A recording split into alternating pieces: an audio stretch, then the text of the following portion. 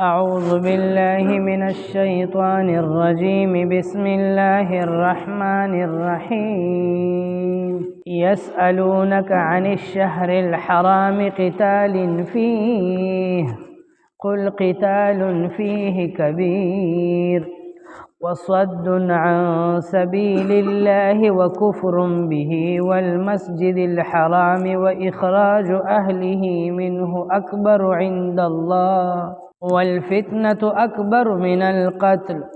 ولا يزالون يقاتلونكم حتى يردوكم عن دينكم إن استطاعوا ومن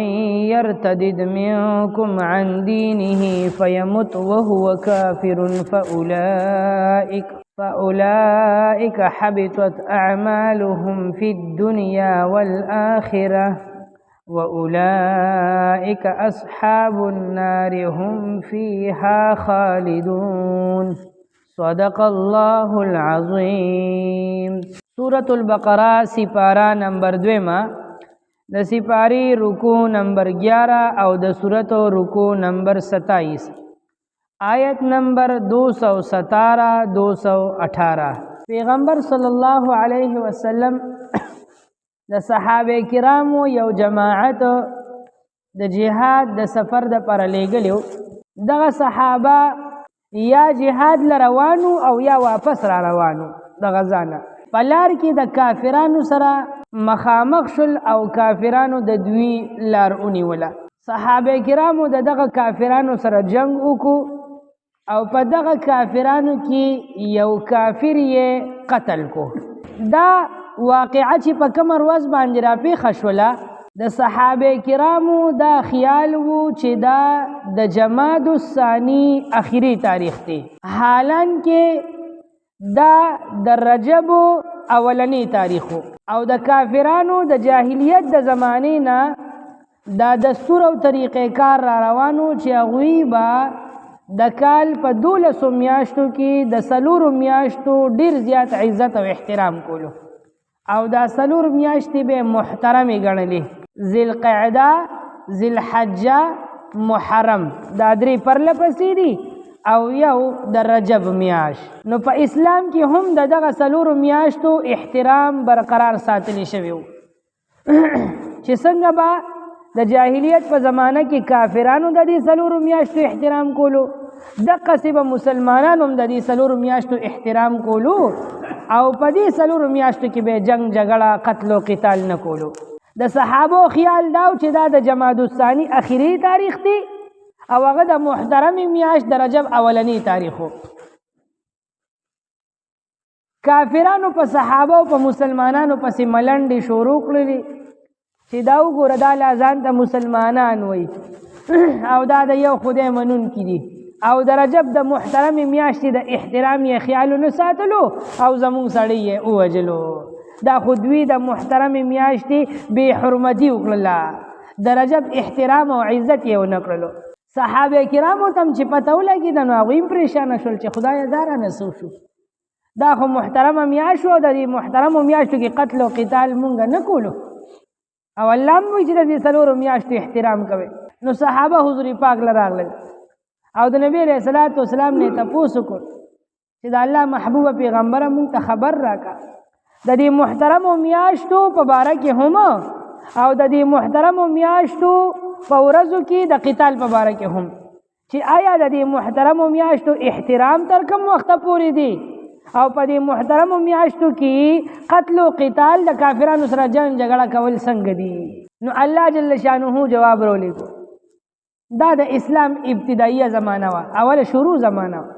الله جل شانه ارشاد راولېږي یسألونک عن الشهر الحرام قتال فيه دوی تا سوال کوي د محترم میاشتې په باره کې چې په دې کې قتال کول څنګه دي قل ته ورته ووایه زما محبوبه پیغمبره قتال فيه کبیر دا کبیرون لفظ صفت دی او د دې نه مخکې یو ټکي محذوف دی مقدر دی هغه موصوف دی نو ټول عبارت داسې دی قل قتال فيه اسم کبیر اسم لفظ پکې پټ دی نو معنی دا د قل ته ورته ووایه قتال فيه پدې محترم میاشتو کې قتال کول جنگ جګړه کول اسم کبیر دا لویه ګناه ده، غټه ګناه ده. تاسو د دې نه ځان وساتئ. خو بیا ورپسې الله جل شانه د صحابو د تسلی دپاره دا ورپسې الفاظ راولېږل چې په محترمو میاشتو کې قتال مه کوئ، عظیمه ګناه ده، ګناه کبیره ده. او که دا تاسو نه کم مړی شوي دي دا خو په غلط فهمۍ کې شوي دي. تاسو ته خو پته نه وه چې دا د محترمې میاشت رجب میاشت شروع شوې ده. د صحابو خو دا خیال و چې دا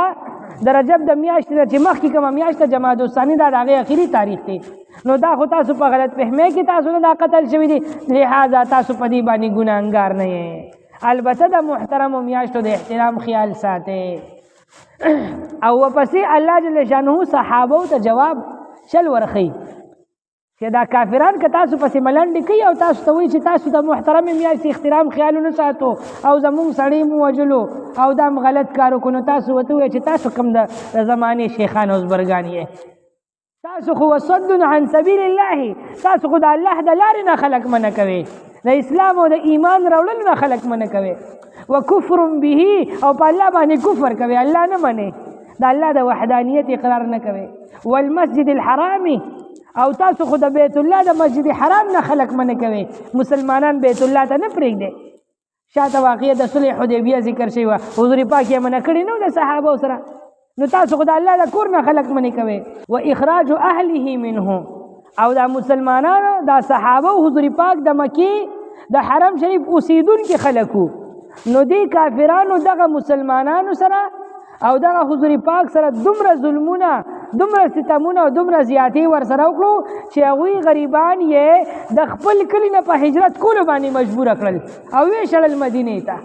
نو تاسو خو د حرم شریف اوسیدونکي د هغې ځای نه وباسئ. نو موږ نه خو یو قتل په غلط فهمۍ کې وشو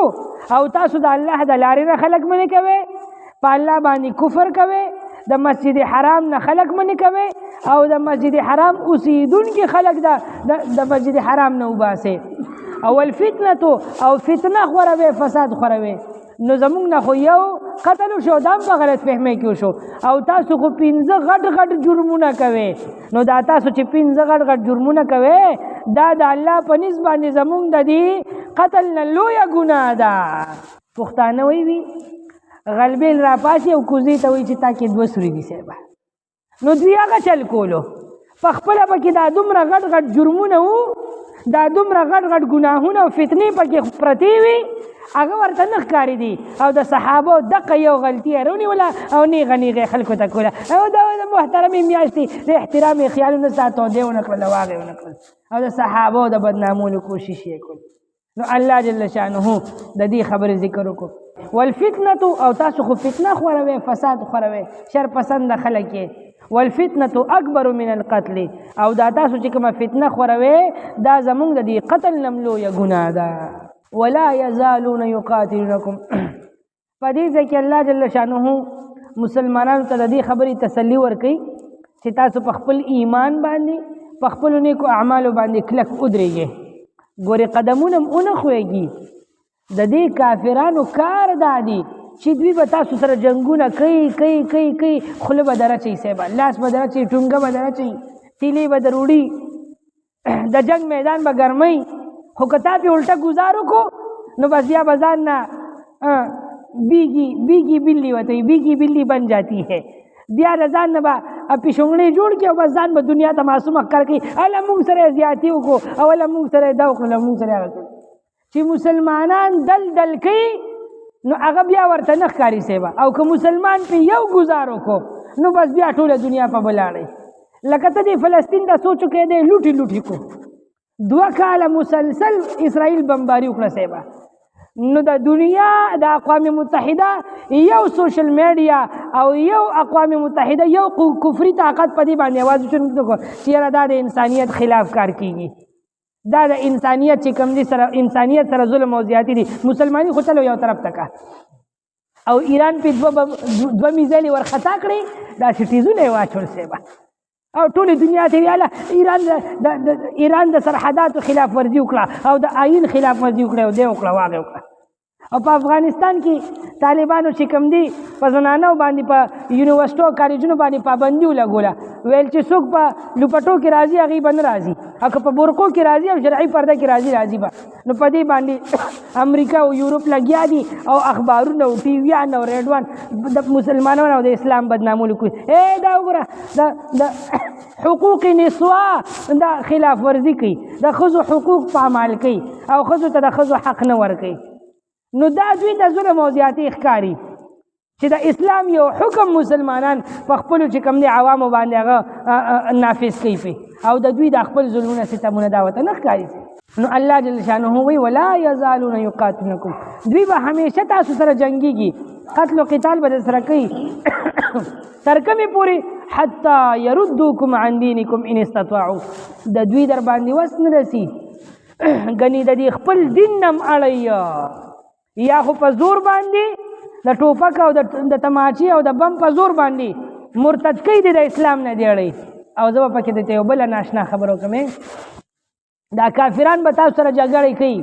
یو خو دا د ټوپک او د تماچې او د دې ډز دی که نه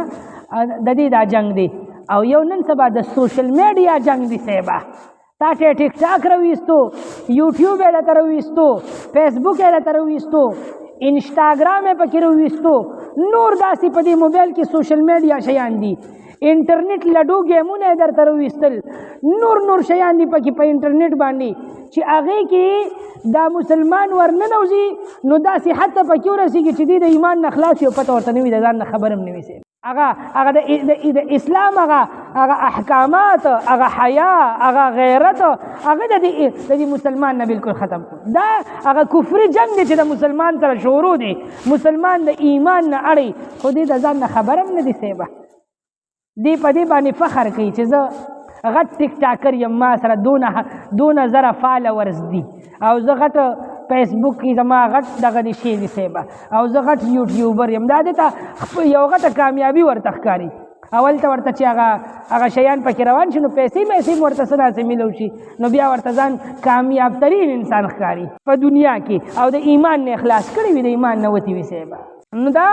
الله وایي دی به تاسو سره تر هغې پورې جنګېږي تر دې چې دوی ستاسو د دین نه واړئ، خو ګورې خیال کوئ چې د خپل دین نه وانه وړئ،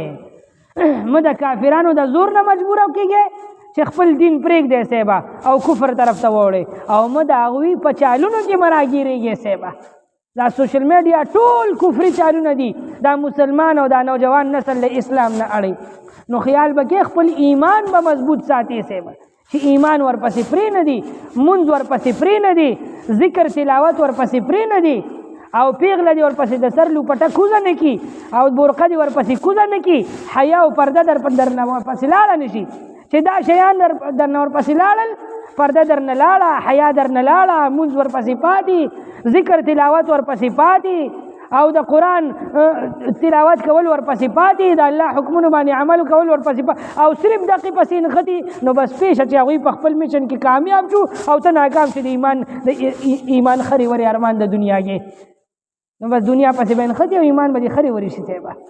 نو خیال به کې ښه. او مخکې الله تعالی یو حکم ذکر کوي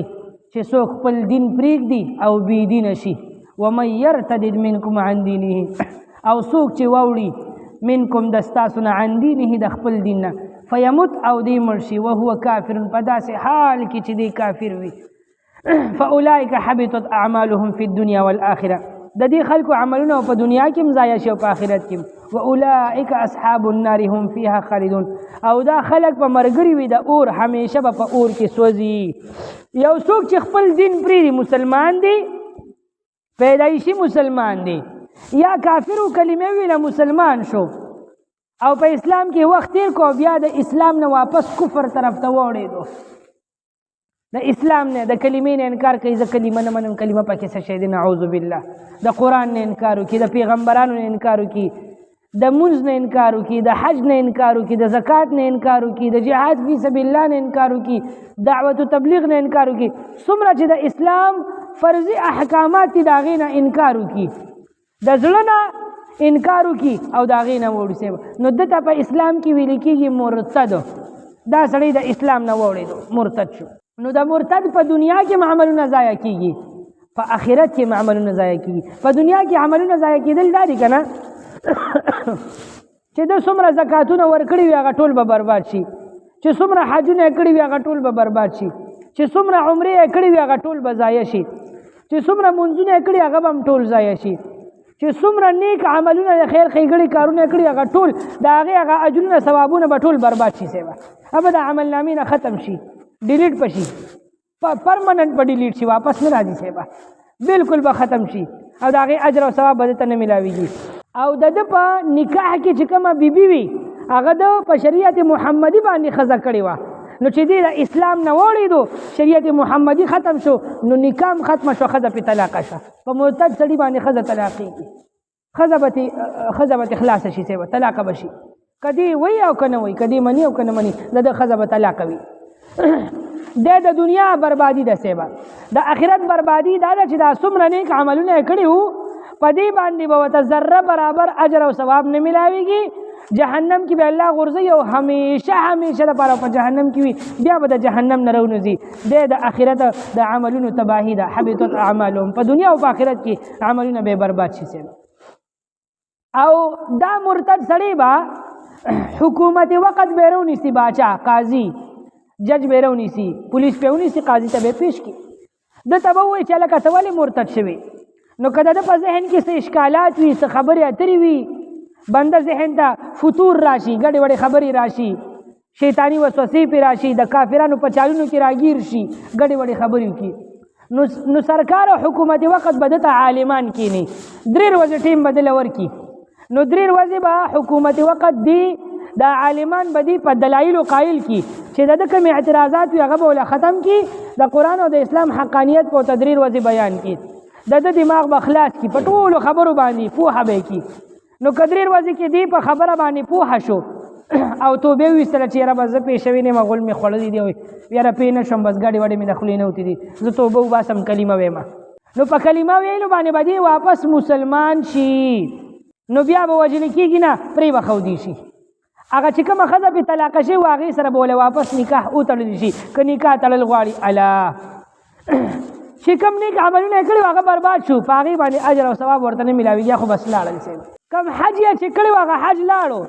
که دی مالدار دی نو زمونږ امام اعظم ابو حنیفه رحمت الله علیه وایي حج کول پې دوباره فرض او لازم دي، حج به واپس کوي. او که غریب دی نو بیا پې حج کول لازم نه دي. کوم روجې او منځونه چې مخکې نیولي هغه خو برباد شو، اوس پې واپس راګرځي او که نه، په دې کې اختلاف دی د فقهاو. دغه یو تفصیلي مسله ده، انشاءالله په دې بیا نور آیتونو کې خبره کوو. او که دا سړی په دې 3 ورځې کې د علماو په دې خبرو کې قایل نشو او په هغه خپل کفر باندې ارتداد باندې کلک ولاړو، نو د زمانې حکومت او سرکار او قاضي جج هغه به په ده باندې د قتل حکم وخېږي او دی به ووژلی شي. ټول د قتل خبره ما تا ته د قتل په آیتونو کې کړې وه چې څنګه به یې وژني، قصاص پې کي، ټول خلک به راجمع کړي او د ټولو خلکو په مخ کې باندې به دي قصاص کی، قتل به کي، او به یې وژني، چې باقي خلک ترې عبرت واخلي. دا وجل یې ځکه دي چې د قرآن د اسلام او د الله تعالی د حکمونو بې حرمتي او ګستاخي کړې ده. او که یو زنانه هغه مرتده شوله نو دا به هم 3 ورځې پوهه کړي شي، نو که هغې توبه ویستله نو د هغې دپاره حکم دغه دی واپس په مسلمانه شي، عزت یې برقرار دي صاحب. او که نه 3 ورځې پس هم هغه زنانه په هماغه خپل ارتداد او کفر کلکه ولاړه وه، نو بیا به دا جیل ته بوتللی شي او عمري به قید شي. عمري قید مطلب دا نه چې 15 کاله او 14 کاله، ښه 4 ورځ به ډبل نه حسابې. عمري قید مطلب دا چې تر مرګه پورې چې د دې مرګ په جیل کې راشي، تر هغه پورې به د جیل نه بهر کېږي نه تر څو چې توبه ویستي ني، تر مرګه پورې به په جیل کې په دنیا کې دغه سزا ده او آخرت کې په جهنم کې سوځېږي. سړی به وژلی کېږي مرتد او ښځه به عمري قید کېږي تر مرګه پورې. نو الله وایي چې څوک په تاسو کې مرتد شو د هغه ګوري دنیا کې عملونه بربادېږي او آخرت کې. ان الذين امنوا والذين هاجروا، بېشک هغه خلک چا چې ایمان راوړي دي، د مسلمانانو صحابو چې د رجب په دغه اول تاریخ باندې په غلط فهمۍ کې هغه کافر ووجلو، نو صحابه خو جهاد له تلي وکنه. بل آیتونو کې ورته الله راولېږل چې تاسو باندې څه ګناه نشته، یعنی په دې باندې به الله تاسو نیسي نه، ځکه چې په غلط فهمۍ کې دنه سړی وژلی شوي دي. خو د صحابو بیا پزړه کې یو اشکال را پیښ شو چې خدای مونږ خو تلو جهاد لا په غلط فهمۍ کې خو ټیک ته شو ګناهګار نه یو خو د جهاد په نیت ته نه یو او دا خو مونږ غذا کړې ده نو چې اجر او ثواب به پرې راته میلاو شي او که نه ګناه خو پې نشته خو چې اولې د ګناه نه ځان خلاصو اوس چې خدای اجر به پې میلاو شي او کړی شي نو الله له تسلی د پر آیت راولېږو ان الذین آمنو بېشک هغه خلک چا چې ایمان راوړو والذین هاجروا چا چې هجرت وکړو وجاهدوا فی سبیل الله او د الله په لار کې جهاد وکړو اولئک یرجون رحمت الله دوی د الله د رحمت امیدوار دي د الله د رحمت کی امید ساتي الله به ورته اجر او ثواب ورکي والله غفور رحیم الله بخون کیم دی رحیم رحم څومره زبردست الفاظ الله دلته ذکر کړی دي غفور بخون کی دي په دې قتل بمنی سینه معاف پم کی رحیم رحم کون کی دي د رحمت تم امید ساته اجر او ثواب بم دل درکی یسالونک دوی سوال کوي تانا پختنه کوي تانا تپوس کوي تانا عن الشهر الحرام قتال فيه په محترم میاش کې د قتال کولو په باره کې لفظی معنی داسې ده عن الشهر الحرام د محترم میاشتې په باره کې قتال فيه چې څنګه دی جنگ کول پدې کې قلت وتوایا ای زما محبوب پیغمبره قتال فيه چې قتال کول پدې محترم میاش کې کبیر لوی گناه ده وصد عن سبیل الله او د الله د لارې نه خلق منع کول وکفر به او په الله باندې کفر کول والمسجد الحرام او د مسجد حرام نه خلق منع کول واخراج اهله او اسیدونکو د مسجد حرام لرا وستل منه د مسجد حرام نه اکبر دالو یا گناه ده عند الله پنځ د الله تعالی باندې والفتنه اکبر او فتنه خورول ډیر لوی ګناه ده من القتل د وجلنا ولا يزالون يقاتلونكم او دوی به همیشه د تاسو سره قتال کوي حتى يردوكم تر دې چې دوی واړوي تاسو لره عن دینکم تاسو د دیننا ان استطاعوا کشرت دوی طاقت ولرلو تاسو د دین نه اړول غواړي سیبا ومن يرتد منکم او څوک چې واوړېدو د ستاسو نه عن دینه د خپل دین نه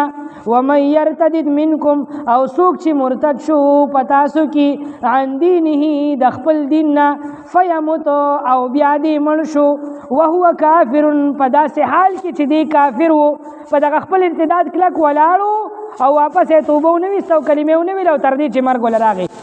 نو گویا چې کافر مړ شو کنه فاولئک حبطت اعمالهم نو بس د دې خلکو عملونه برباد دي فی الدنیا په دنیا کې هم والآخرت او په آخرت کې هم واولئک اصحاب النار او دا خلق مرګري د اور دي یعنی خاوندان د اور دي